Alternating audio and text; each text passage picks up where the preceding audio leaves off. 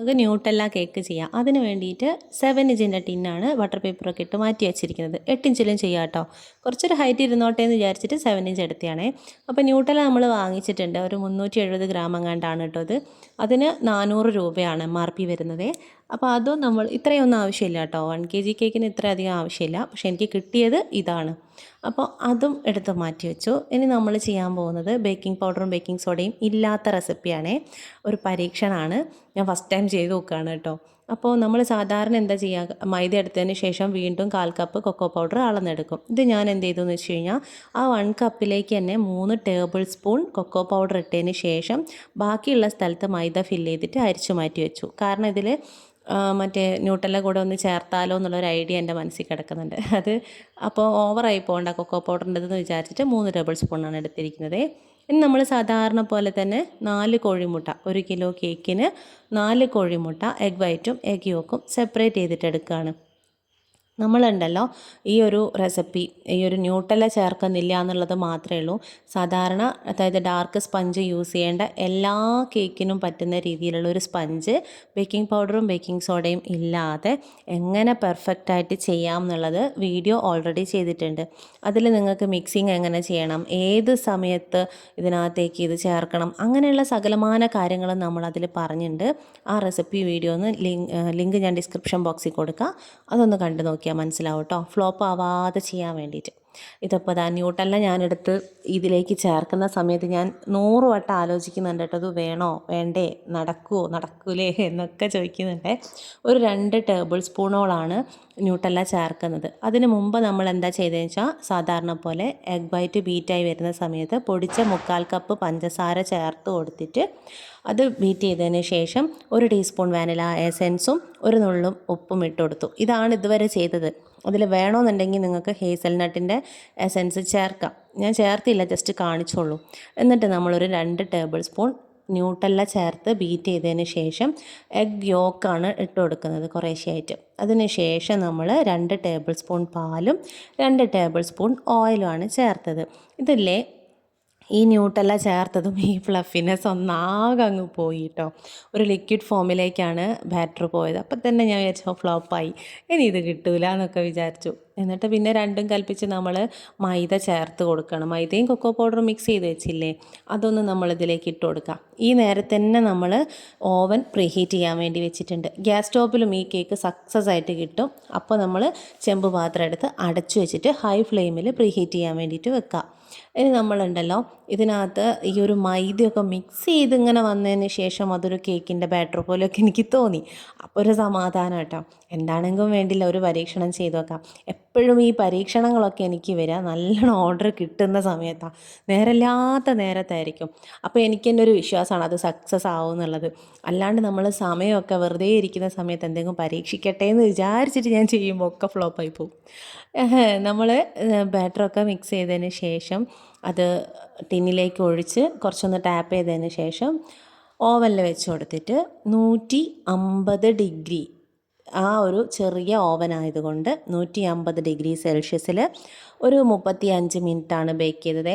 അപ്പോൾ കുറച്ച് കഴിയുമ്പോഴത്തേക്ക് തന്നെ ഒരു 25 മിനിറ്റ് കഴിയുമ്പോഴത്തേക്ക് നല്ല സ്മെല്ല്. അപ്പോൾ ഞാൻ വന്ന് കുത്തി നോക്കിയപ്പോൾ പണി കിട്ടി, വെന്തിട്ടില്ല. അപ്പോൾ വീണ്ടും അതിലേക്ക് തന്നെ വെച്ച് അതിൻ്റെ കറക്റ്റ് ടൈം 35 മിനിറ്റ് ബേക്ക് ചെയ്യാൻ വേണ്ടി വെച്ചു. സ്റ്റൗ ടോപ്പിലാണെന്നുണ്ടെങ്കിൽ നിങ്ങൾ ലോ ഫ്ലെയിമിൽ ഒരു 40 മിനിറ്റ് ബേക്ക് ചെയ്താൽ മതിയാവേ. അപ്പോൾ ഇതാ ക്രീം നമ്മൾ ബീറ്റ് ചെയ്തൊക്കെ എടുത്തിട്ടുണ്ട്. 1 കപ്പ് മതി നല്ല എക്സ്പേർട്ടായിട്ട് ഐസിങ് ചെയ്യുന്ന ഒരാൾക്ക്. അതല്ല എന്നുണ്ടെങ്കിൽ കുറച്ചൊരു ടെൻഷനൊക്കെ ഉള്ള ആൾക്കാരാണെങ്കിൽ ക്രീം തികയൂല എന്നൊക്കെ തോന്നുന്നുണ്ടെങ്കിൽ 1.5 കപ്പ് വരെ എടുക്കാം കേട്ടോ.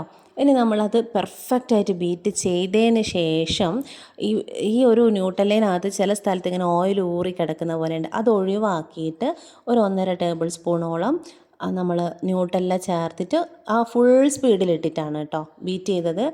അതും കൂടെ ബീറ്റ് ചെയ്ത് വെച്ചു. നമ്മൾ സ്പഞ്ച് ഉണ്ടല്ലോ, ശരിക്കും ഞാൻ വിചാരിച്ചു പോയി. കാരണം സാധാരണ ചെയ്യുന്ന സ്പഞ്ചിനേക്കാളും സൂപ്പറായി. ഇത് നമ്മൾ കുത്തി നോക്കിയ ഹോളാണ് കേട്ടോ, അത് നടുവിൽ കാണുന്നത്. അടിപൊളി സ്പഞ്ച് കേട്ടോ, നല്ല പിടിക്കുമ്പം തന്നെ നമുക്കൊരു സമാധാനം കിട്ടുന്നൊരു സ്പഞ്ചായിരുന്നു. അങ്ങനെ അത് സക്സസ് ആയെന്ന് ഉറപ്പായല്ലോ. ഇനി നമ്മൾ 7 ഇഞ്ചിൻ്റെ ടിന്നിലുണ്ടാക്കിയ കേക്കിനെ ഞാനിപ്പോൾ 10 ഇഞ്ചിൻ്റെ ബേസിലാണ് ചെയ്യുന്നത്. കുറച്ച് സ്പേസ് ഇരിക്കുന്നതാണ് എനിക്കിഷ്ടം. അപ്പോൾ അതിനകത്തേക്ക് മിൽക്ക് സിറപ്പ്, പാലിനകത്തേക്ക് കണ്ടൻസ്ഡ് മിൽക്ക് ആഡ് ചെയ്യുന്നതാണ് മിൽക്ക് സിറപ്പ് നമ്മൾ യൂസ് ചെയ്യുന്നത്. നിങ്ങൾക്ക് അതിനകത്തോട്ട് ന്യൂട്ടല്ല, ചൂടുള്ള പാലിലേക്ക് ന്യൂട്ടല്ല ചേർത്ത് മിക്സ് ചെയ്യുമ്പോഴാണ് അലിയുള്ളൂ. അല്ലെങ്കിൽ അതിങ്ങനെ സെപ്പറേറ്റ് ആയിട്ട് കിടക്കും. അങ്ങനെ മിക്സ് ചെയ്തിട്ട് മിൽക്ക് മെയ്ഡും കൂടെ ചേർത്തിട്ട് സിറപ്പ് ഉണ്ടാക്കുക കേട്ടോ. നല്ല ടേസ്റ്റ് ആയിരിക്കും. അത് വെച്ച് കേക്ക് ഒന്ന് വെറ്റ് ചെയ്തതിന് ശേഷം നമ്മൾ ന്യൂട്ടല്ല ക്രീം ഒന്ന് അപ്ലൈ ചെയ്ത് കൊടുത്തിട്ട് വീണ്ടും നമ്മൾ ലെയറിൽ ഫില്ലിങ്സ് ആയിട്ട് കൊടുക്കുന്നത് ന്യൂട്ടല്ല തന്നെയാണ് കേട്ടോ. ന്യൂട്ടല്ല തണുപ്പ് സമയത്തൊക്കെ ആണെന്നുണ്ടെങ്കിൽ നല്ല കട്ടിയായിട്ടിരിക്കും. അങ്ങനെ ആണെന്നുണ്ടെങ്കിൽ നിങ്ങൾ എന്ത് ചെയ്യുക, ഒരു പാത്രത്തിലേക്ക്, അല്ലെ ഈ കുപ്പി തന്നെ നിങ്ങളൊരു ഇളം ചൂട് വെള്ളത്തിലേക്ക് അങ്ങോട്ട് ഇറക്കി വെച്ച് കൊടുത്താൽ മതി കേട്ടോ. ഡബിൾ ബോയിൽ ചെയ്തിട്ട് ഉരുക്കിയെടുത്താലും മതി. അങ്ങനെ നമ്മൾ ഫില്ലിങ്സ് ഒക്കെ കൊടുത്തു, എല്ലാ ലെയറും ഒരുപോലെ റിപ്പീറ്റ് ചെയ്തു. അങ്ങനെ ഫൈനലൊക്കെ ചെയ്തു. ചെയ്തില്ലേ, പിടിച്ച ദിവസമാണ് ചെയ്യുന്നത്. കുറേ കേക്കിൻ്റെ ഓർഡർ ഉള്ളൊരു ദിവസം പെട്ടെന്നുള്ള രീതിയിൽ കുറച്ച് മണിക്കൂറുകൾ മാത്രമേ ഉള്ളൂ. അപ്പോൾ കേക്ക് നല്ലോണം പോലെ സെറ്റ് ആവാനൊന്നും ടൈമില്ല. അതുകൊണ്ട് ഞാൻ ഫ്രീസറിലോട്ടാണ് കേട്ടോ വെച്ചത്. എപ്പോഴും ഫ്രീസറിൽ വെക്കണമെന്നില്ലേ, ടൈം ഇല്ലാത്തതുകൊണ്ടാണ് അങ്ങനെ വെച്ചത്. അതല്ലെങ്കിൽ നിങ്ങൾ ഫ്രിഡ്ജിൽ വെച്ചൊരു കുറച്ച് മണിക്കൂർ അതൊന്ന് സെറ്റ് ആവാൻ വരെ വെയിറ്റ് ചെയ്താൽ മതി. ഇനി നമ്മളിതിൻ്റെ മുകളിൽ അങ്ങനെ ഒഴിച്ചു കൊടുക്കാൻ വേണ്ടിയിട്ട് കുറച്ച് ലൂസ് ആവണമെന്ന് തോന്നിയപ്പോൾ ഞാനൊരു മുടിയിൽ കുറച്ച് ചൂടുവെള്ളം ഒഴിച്ചിട്ട് കുറച്ച് പാത്രത്തിലേക്ക് 2 ടേബിൾ സ്പൂൺ ന്യൂട്ടെല്ല എടുത്തിട്ട് ഇതുപോലെ മിക്സ് ചെയ്തപ്പോൾ നമുക്കിങ്ങനെ ഫ്ലോയിങ് കൺസിസ്റ്റൻസിയിലേക്ക് അത് കിട്ടി. ഇനി നമ്മൾ ഫ്രീസറിന്, ശരിക്കും പറഞ്ഞാൽ ഫ്രീസറിന് ഡയറക്റ്റ് എടുത്തിട്ട് അതിന് മുകളിലേക്ക് ഗനാഷ് ഒഴിക്കരുത്. ആ സമയത്ത് പെട്ടെന്ന് അങ്ങോട്ട് ഗനാഷ് അവിടെ അങ്ങ് നിൽക്കും. പിന്നെ അങ്ങോട്ട് ഫ്ലോ ചെയ്യാത്ത പോലെയാണ് എനിക്ക് തോന്നുക. നമ്മൾ ഫ്രീസറിന് അതെടുത്ത് ഫ്രിഡ്ജിലോട്ട് വെച്ച് ഒരു 10 മിനിറ്റ് കഴിഞ്ഞതിന് ശേഷം എടുത്തിട്ട് ഒഴിക്കുമ്പോൾ ആ ഒരു പ്രശ്നം വരുത്തില്ല കേട്ടോ. ഇത് പക്ഷേ ഞാനുണ്ടല്ലോ, എനിക്ക് സമയമില്ല, മാത്രമല്ല താഴത്ത് വേറെ വേറെ കേക്ക് കിടക്കുന്നുണ്ട്. അപ്പോൾ ഇതിനെയൊക്കെ അഡ്ജസ്റ്റ് ചെയ്ത് വെക്കാൻ സമയമില്ലാത്തതുകൊണ്ട് ഡയറക്റ്റ് ഫ്രീസറിൽ നിന്ന് എടുത്തിട്ട് അതിന് മുകളിലാണ് ഈ ന്യൂട്ടല്ലേൻ്റെ ക്രീം ഒഴിച്ചു കൊടുക്കുന്നത്. എന്നിട്ട് പണി കിട്ടി. അത് തേച്ച് മിനുക്കി കുളിച്ച് കുട്ടീനെ ഇല്ലാണ്ടാക്കുക എന്ന് പറയുന്ന പോലെ ആയിപ്പോയി കേട്ടോ. എപ്പോഴും ആ സന്ദർഭത്തിൽ എന്നെ ഹെൽപ്പ് ചെയ്യുന്ന ഒരു ഡെക്കറേഷനാണിത്. മറ്റേ ബദാമിൻ്റെ ക്രഷ് ചെയ്ത സംഭവം ഉണ്ടല്ലോ, അത് ഭയങ്കര ഹെൽപ്പിംഗ് ആണ് കേട്ടോ. എന്ത് കൊളായിപ്പോയാലും അതെടുത്തിട്ട് കൊടുത്താൽ ഒരു ഭംഗിയാണ്. അതങ്ങനെ ചെയ്ത് കൊടുത്തതിന് ശേഷം ഇത് വാൻ ഹുട്ടൻ ചോക്കോ ചിപ്സാണ്, അതും കൂടെ ഒന്ന് സൈഡിൽ ഡെക്കറേറ്റ് ചെയ്തു. കാരണം അവിടെ അങ്ങനെ പ്ലെയിൻ ആയി കിടക്കുമ്പോൾ എനിക്കെന്തോ ഒരു ഇഷ്ടം തോന്നിയില്ല. ഇത്രയൊക്കെ ഉള്ളൂ ഡിസൈൻ. ഇനി മോൻ്റെ പേര് ഹാപ്പി ബർത്ത്ഡേ അല്ലു മോൻ എന്ന് പറഞ്ഞിട്ട് അങ്ങനെ പേരും വെച്ച് കൊടുത്തു. അങ്ങനെ കേക്ക് ഫിനിഷ് ആയിട്ടോ. ഇത് നമ്മൾ ശരിക്കും പറഞ്ഞാൽ ഒരു 3-4 കേക്ക് ചെയ്യുന്നതിൻ്റെ ഉള്ളിൽ കൂടെ എടുത്ത വീഡിയോ ആണ്. അതിൻ്റേതായ പോരായ്മ ഇതിലുണ്ടാവും. എന്തെങ്കിലും കാര്യം ഉണ്ടെങ്കിൽ നിങ്ങൾ കമൻറ്റ് ചെയ്യൂ കേട്ടോ. എന്തെങ്കിലും ഡൗട്ടൊക്കെ ഉണ്ടെങ്കിൽ ഉറപ്പായിട്ട് ഞാൻ റിപ്ലൈ തരാം. പിന്നെന്താ, ഇതാണ് നമ്മളെ ന്യൂട്ടെല്ല കേക്ക്. അങ്ങനെ ബേക്കിംഗ് പൗഡറും ബേക്കിംഗ് സോഡയും ചേർക്കാണ്ട് നമ്മൾ ന്യൂട്ടെല്ല കേക്ക് ഉണ്ടാക്കിയല്ലോ. ആ സന്തോഷമാണ് എൻ്റെ മനസ്സിൽ. അപ്പോൾ നിങ്ങളിതൊന്ന് ട്രൈ ചെയ്ത് നോക്കൂ ഇങ്ങനെ ഉണ്ടാക്കാൻ വേണ്ടിയിട്ട്. അടിപൊളിയാണ് കേട്ടോ. ന്യൂട്ടെല്ലേൻ്റെ വേറെ വേർഷൻ കേക്കുകളൊക്കെ ഉണ്ട്. അതൊന്നും ഈ തിരക്ക് പിടിച്ച സമയത്ത് ചെയ്യൽ നടക്കില്ല. ചിക്കൂസ് ഡാൻ രശ്മി ചേച്ചി ചെയ്ത റെസിപ്പി ഇല്ലേ, നമ്മളെ പീനട്ടും ഹേസൽനട്ടും കൂടെ മിക്സിയിലൊക്കെ അരച്ച് പേസ്റ്റ് ആക്കിയിട്ട്, അത് ഗംഭീര ടേസ്റ്റാണ് കേട്ടോ. അത് ചെയ്യാനുള്ള ടൈം നമുക്കില്ലാത്തതുകൊണ്ടാണേ. അപ്പം ഇത്രയൊക്കെയാണ്. നിങ്ങളെ അഭിപ്രായങ്ങൾ കമൻറ്റ് ചെയ്യൂ. ഞാൻ അതിനാണ് കാത്തിരിക്കുന്നത്. അത് കിട്ടാൻ വേണ്ടി മാത്രമാണ് ഞാൻ ഇത്രയും കേക്കിൻ്റെ ഓർഡർ ഉണ്ടെങ്കിലും ഈ ഓരോരോ വീഡിയോ ആയിട്ട് ഇങ്ങനെ എടുക്കുന്നത് കേട്ടോ. നിങ്ങൾ കമൻ്റ് ഇല്ലാണ്ട് എനിക്കൊരു സുഖം കിട്ടുന്നില്ല. ദിവസം അങ്ങനെ കമൻറ്റ് വായിക്കുമ്പം എന്തോ ഒരു സന്തോഷമാണ്. അപ്പോൾ കമൻറ്റ് ചെയ്യാൻ ആരും മറക്കണ്ട.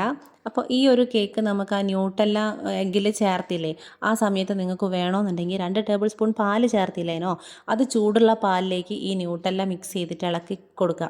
എന്നിട്ട് അതപ്പോൾ ഒരു 4 ടേബിൾ സ്പൂൺ ആയിട്ട് വരുമായിരിക്കും. അങ്ങനെ ഒഴിച്ചു കൊടുത്തിട്ട് ബീറ്റ് ചെയ്യുന്നതായിരിക്കും കുറച്ചുകൂടെ ബെറ്റർ എന്ന് എനിക്ക് തോന്നുന്നത്. ഞാൻ ചെയ്ത് നോക്കിയില്ല, എൻ്റെ ഒരു ഐഡിയ പറഞ്ഞതാണ്. നിങ്ങൾ ആരെങ്കിലും പരീക്ഷിക്കാൻ തയ്യാറുള്ളവരുണ്ടെങ്കിൽ ചെയ്ത് നോക്കൂ കേട്ടോ.